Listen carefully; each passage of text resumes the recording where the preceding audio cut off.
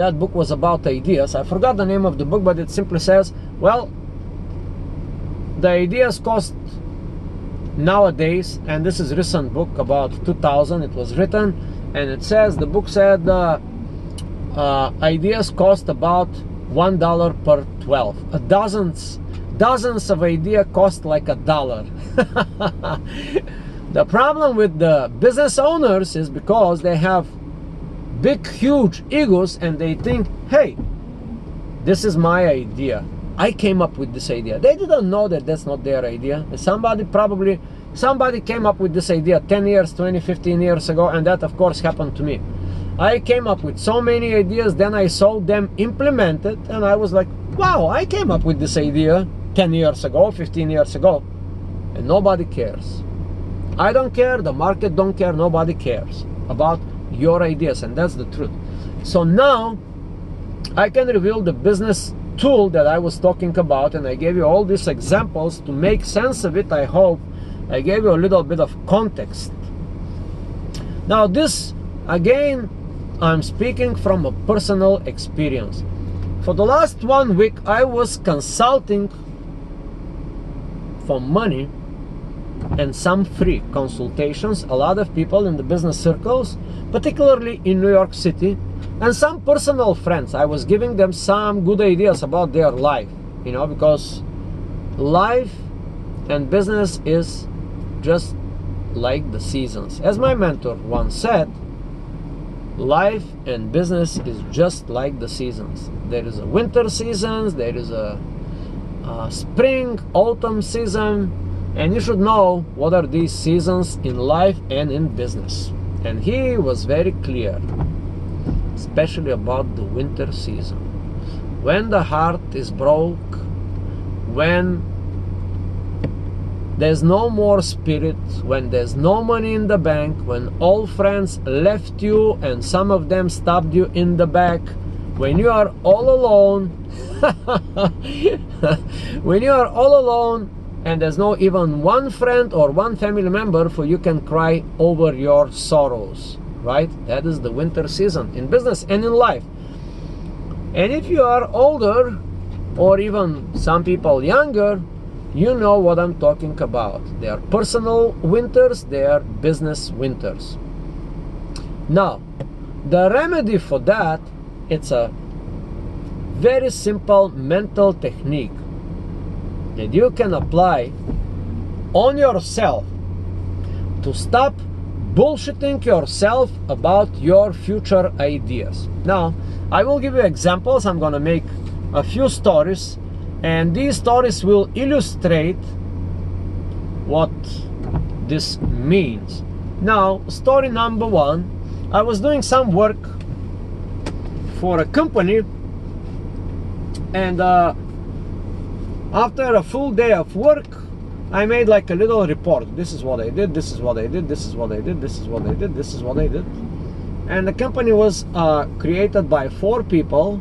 I cannot mention names, and I cannot say the name of the company, but one of the guy just said, wow, that kind of money you're charging us for this thing, well, I think it's too much.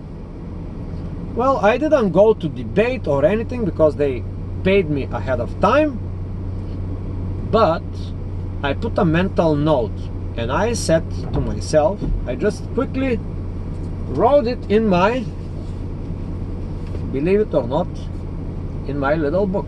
And I wrote, here I wrote, at that day, on that meeting, I put a lot of effort. I gave my all knowledge, all my understanding, all my 25 years in business experience, actually 35 years in business experience, but I'm counting these ones that I was real business, you know, like a business with employees and all the stuff. I put all this knowledge, and I was grossly not appreciated myself. Now, did this happen to you? Sometimes you go and you give your heart, and you give your knowledge, and you give your mental energy, and you give all you've got, and people told you, huh, that costs nothing. You are grossly underappreciated. Now, second story. This happens in my personal life.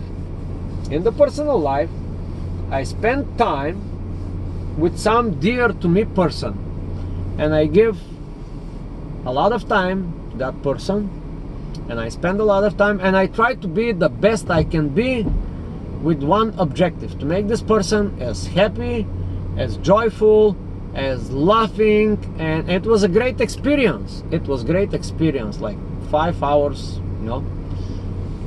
And at the end of that thing, on the next day, I was talking and I heard this sentence: well, it was not enough. It was not enough. Even though I gave all I got, it was still not enough. Now, for second time, I was grossly underappreciated. So now, I want you to put yourself into my shoes, and I want to ask you this question: have you ever been in that kind of situation? You gave all you've got, and people tell you, thank you, this is nothing, or something like those lines. Now, that happened to business owners all the time. Business owners, they are like the father, the mother, the uncle, and the siblings of a little kid, which is called the business, and I would rather call it the beast. The beast of the business, it's a beast. It's like an animal. It's like a little kid that is always hungry. Hungry for capital, hungry for solutions, hungry for ingenuity, hungry for this, for that, for this, for hundreds of reasons. Business always takes out of the business owners, takes a lot of tremendous mental energy, emotional energy, ingenuity, sleepless nights, sleepless days. Anyway, and sometimes the business owner hear such words as, oh, he wants to take all the money, he is greedy, he pays us less, from the employees. He tried to squeeze us to the max, bad boss, all this kind of stuff. Now, how all these stories will make sense? I gave you these two stories that I felt not enough appreciated, actually grossly underappreciated. I took the money and I gave the time. In the first case, I took the money and I gave the time to the business people, and I took no money. I actually spent money and time with that person, and I was not appreciated. Now, here is the lesson in that story. I want you now to feel the same way. Have you been under or grossly not appreciated for everything that you do, right? But here is the kicker. Now, revert this 180 degrees and ask yourself the question: how the other person think of me, and in what way I did not appreciate whatever the other party gave me. Now, that's a good idea for a business owner to think, and I will give a few examples. Now, let's say you are a business owner that you have a little store. I give a simple example. You have a grocery store and you have problems with the canalization or the pest control, and you call the guy who is coming with his pickup truck and does the maintenance, the cleaning of the piping, and he's trying to get rid of the rats or the cockroaches or whatever. And the guy tells you, hey, it's gonna be $450 or $3,000, and you just, okay, here is the money, do the job. And the guy goes and does the job and does the job, but it doesn't happen. It is tough, you know. This building is infested and he can clean the whole building, but the next building he cannot clean, you know, because all these rats or cockroaches, they're networks of the whole neighborhood. And now you as a business owner, since you paid the money, you're expecting the job, but since the guy put all his effort and he could not resolve the problem, you blame it on the guy, you blame it on his business. Now that is a good way to understand how you, me, and all of us also, especially as a business owner, we kind of don't appreciate what other people did for us, what kind of services they did. We don't know what kind of struggles they went through to render their services or to solve our problems.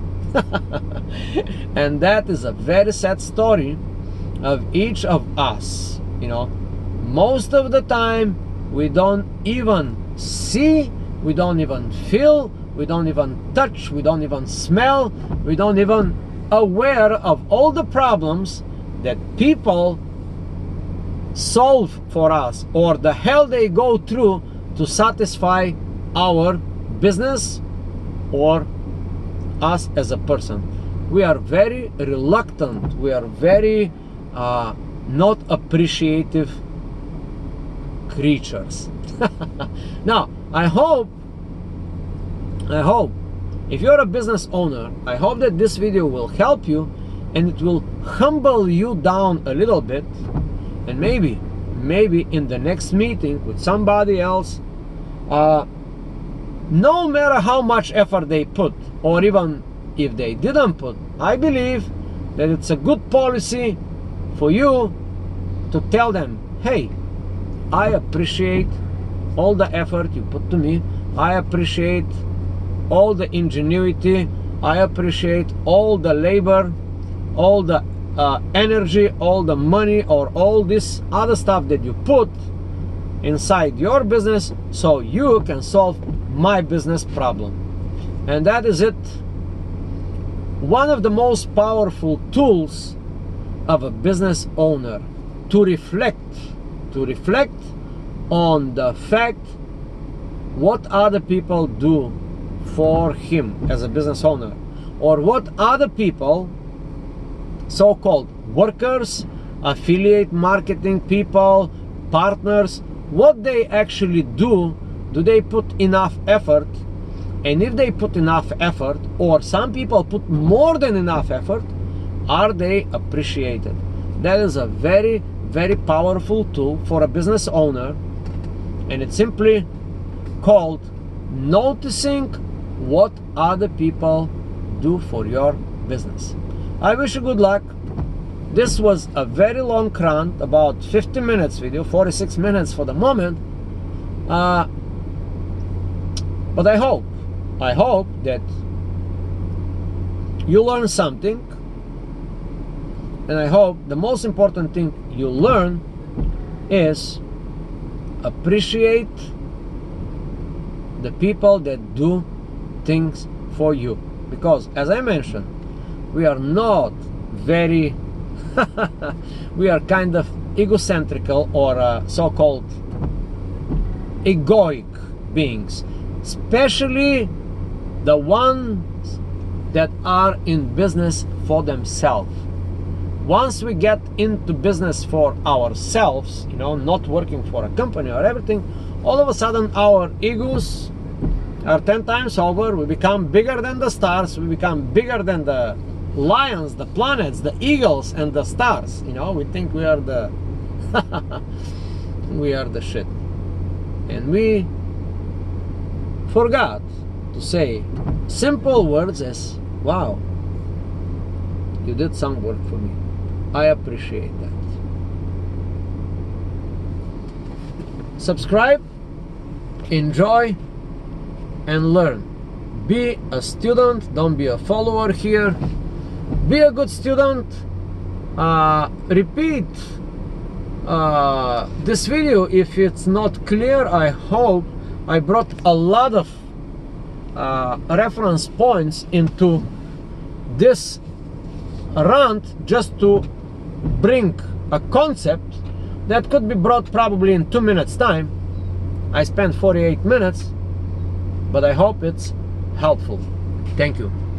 And I appreciate that you actually took time first to open this video, to go through the video, and to get some of my wisdom. I hope it will serve you well.